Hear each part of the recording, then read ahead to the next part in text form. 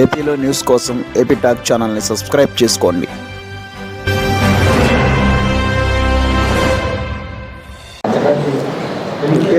అస్సలాము అలైకుం రహమతుల్లాహి బరకాతహు.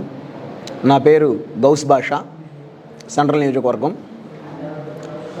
ఇప్పుడు ఈ ప్రెస్ మీట్ పెడతానికి గల కారణం ఏంటంటే, నిన్న రాత్రి చేసిన తప్పులు కప్పిపుచ్చుకునే పనిలో భాగంగా రూహుల్లా మరి వెల్లంపల్లి వీళ్ళిద్దరూ కలిసి చేసిన తప్పులు కవర్ చేసుకునేటటువంటి పన్నాగం పన్నారు. నిన్న మీరు ఎన్ని పన్నాగాలు పన్నినా, ఏం చేసినా, మీరు చేసిన తప్పు కప్పిపుచ్చుకోవడం అనేది అంత చిన్న ఇదేం కాదు. ఖబరస్థాను మీరు అభివృద్ధి చేస్తున్నాము అంటున్నారు, చేయండి, మాకు మంచిదే, మేము భాగస్వాములం అవుతాం దాంట్లో, పార్టీలకు అతీతంగా వచ్చి మేము కూడా చేస్తాం, దానికి ఇదే. కానీ చేసే తీరులో అసలు ఎలా చేయాలి ఏంటి అనేది అవగాహన చూసుకొని చేయమని మేము అడుగుతున్నాం. నిన్న మీరు చేసింది అసలు మనం ఖబరస్థాన్ అంటే ఎంత పవిత్రంగా ఇచ్చేస్తామంటే, వాళ్ళని ఖననం చేసేటప్పుడు చిన్న రాయి వస్తేనే తీసి పక్కనే వేస్తాం. అలాంటి ఖబరస్థాన్లో బుల్డోజర్లని, పొక్లైన్లని, లోడు లారీలని ఎలా తీసుకెళ్లారు? ఆ ఖబర్ల ఆత్మ ఎంత ఘోషిస్తుందో తెలియలేదా మీకు? అది తెలియకుండా అంటే ఇప్పుడు ఎందుకు చేశారు అవన్నీ? మీరు నిజం ఖబరస్థాన్ డెవలప్ చేయాలి అనుకుంటే మీరు అన్నట్టుగానే దాంట్లో అసంఘిక కార్యక్రమాలు అవి జరుగుతూ ఉంటే ఇచ్చేస్తూ ఉంటే చుట్టూ ఫౌండేషన్ కట్టారు, అబ్జెక్షన్ చేయలేదే. 3 నెలల నుంచి మీరు చేస్తున్నారన్నారు, ఫౌండేషన్ కట్టారు, అబ్జెక్షన్ చేయలేదే. మేము ఎంకరేజ్ చేశాము, ఇచ్చేసాము.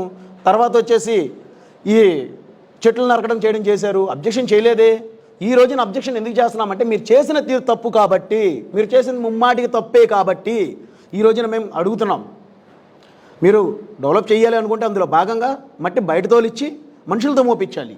అలా మోపిస్తే డబ్బులు ఎక్కువ అవుతాయి అని చెప్పేసి, మీకు మిగలాల్సింది మిగలదని చెప్పేసి ఇచ్చేసి మీరు డైరెక్ట్గా పొక్లైన్లు, క్రేన్లు లోపల తీసుకెళ్ళి, అంటే మన పూర్వీకుల ఆత్మ ఘోషించినా పర్లేదు కానీ తక్కువ బడ్జెట్లో అయిపోవాలన్న ఉద్దేశంతో చేశారా? అసలు లేకపోతే మీరు చేసిన దానికి ఉద్దేశం ఏంటి? నేను అడుగుతున్నా, చెప్పండి సమాధానం. ఈ మాటకి సమాధానం చెప్పండి. చెప్పే దమ్ము మీలో ఉంటే చెప్పండి, చెప్పి మీరు ఇచ్చేయండి.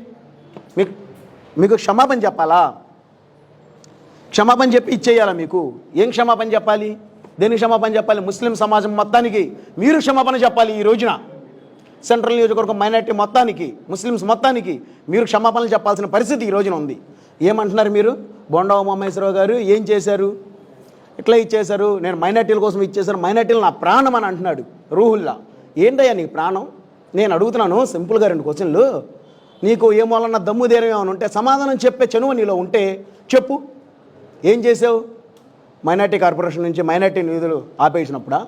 మాట్లాడకపోవడమేనా నీ మైనార్టీల ప్రేమ? అదేనా దాన్నే ప్రేమ అంటారా? టీడీపీ ప్రభుత్వం ఉన్నప్పుడు ₹1,00,000 మైనార్టీ కార్పొరేషన్ నుంచి ₹1,00,000 లోన్ ఇచ్చి ఇంకో ₹1,00,000 సబ్సిడీ ఇచ్చేది. మరి దాన్ని ఆపేశాడే.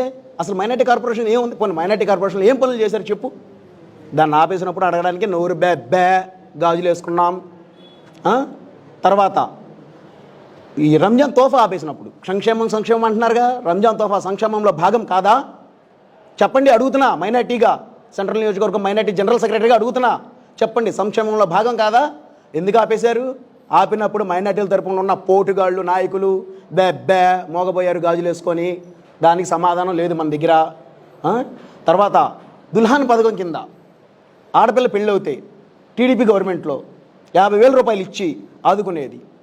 ఈ గవర్నమెంట్ వచ్చిన తర్వాత 3.5 సంవత్సరాలు ఆపేసినప్పుడు బ్యా అప్పుడు గాజులే. తర్వాత మనం ఈ ప్రభుత్వంలో మళ్ళీ దుల్హాన్ పథకం ఇస్తున్నామని చెప్పి అసలు అర్థం లేని అడ్డమైనటువంటి రూల్స్, 10th క్లాస్ సర్టిఫికేట్ ఉండాలి, 300 యూనిట్లుగా కరెంటు బిల్లు దాటకూడదు, కారు ఉండకూడదు, బైక్ ఉండకూడదు అనేటటువంటి పెట్టినప్పుడు అప్పుడు కూడా బాగా ప్రేమ చూపించావు. బ్యా మోగనోరు వేసుకొని, చేతికి గాజులు, నోటికి బ్యా. ఈ బెబ్బేగాడు ఈరోజు వచ్చాడు. ఈ బెబ్బేగాడికంట బోండా ఉమామహేశ్వరరావు క్షమాపణ చెప్పాలంట. ముందు నువ్వు చెప్పు క్షమాపణ. నువ్వును అల్లమ్మ బెల్లమ్మ ఏదో వచ్చారుగా, ఏమంటారు ఆయన పేరు? వెల్లంపల్లి.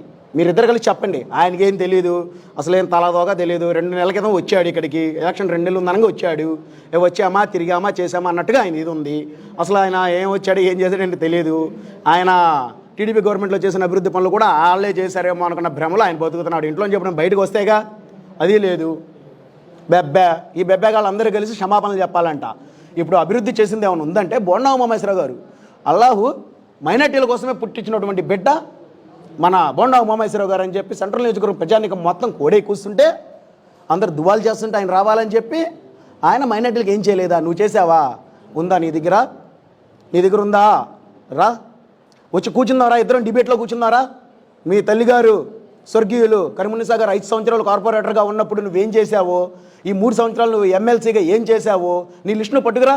బోండా ఉమామహేశ్వరరావు గారు ఏం చేశారు అనేది లిస్టు నేను పట్టుకొస్తా. కూర్చున్న ఇద్దరం ఎవరు ఎన్ని కోట్లు చేశారు మైనార్టీలకి, ఎవరు ఎంత ఇచ్చేశారు చెప్పే దమ్ము నీలో ఉంటే రా మాట్లాడు. ముందు మమ్మల్ని దాటుకొని తర్వాత బోండా ఉమామహేశ్వరరావు దగ్గరికి వెళ్ళాయా పోటుగాడా బాబు మోగా.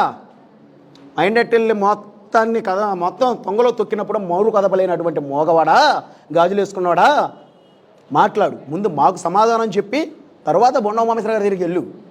ఆయన ఎన్ని కోట్లు పెట్టారు మన మైనార్టీల కోసం, ముస్లిమ్స్ కోసం ఎన్ని ఇచ్చేశారు, మసీదుల మరమ్మతులు ఎలా చేయించారు, మద్రసాలకి ఎలా ఇచ్చేశారు, ఖబరస్థాలు ఎలా డెవలప్మెంట్ చేశారు, 1,70,00,000 రూపాయలు పెట్టి మన అరండల్పేట ఖబరస్థాన్ని కానీ, తర్వాత బంగ్లా దగ్గర ఖబరస్థాన్ని 30 లక్షలు పెట్టి కానీ, పైకాపురం ఖబరస్థాన్ని 19 లక్షలు పెట్టి కానీ ఎలా డెవలప్ చేశారు అనేది మేము మాట్లాడతాం, మేము చెప్తాం. మా దగ్గర ప్రూఫ్స్ ఉన్నాయి, కాగితాలు ఉన్నాయి. మీరు చేసిన ఘనకార్యంకి మా ముస్లిం మైనార్టీల ఆత్మ అసలు ఎంత, వాళ్ళ పూర్వీకుల ఆత్మ ఎంత ఘోషిస్తుందో దాని మీద ఈరోజు వెళ్ళాం. కలెక్టర్ ఆఫీస్ కాడికి వెళ్ళాం, కమిషనర్ ఆఫీస్ కాడికి వెళ్ళాం, వాళ్ళ వినతి పత్రాలు ఇచ్చాం. ఇది మా బాధ అని చెప్పి వాళ్ళకి చెప్పాం. వాళ్ళు స్పందించారు. ఈ చేసే తీరు తప్పు, చేసే ఇది కరెక్ట్ కాదని చెప్పి గతంలో అరండల్పేటలో ఎలాగైతే డెవలప్ చేశారో ఆ విధంగా డెవలప్ చేస్తుంటే మాకు నో అబ్జెక్షన్.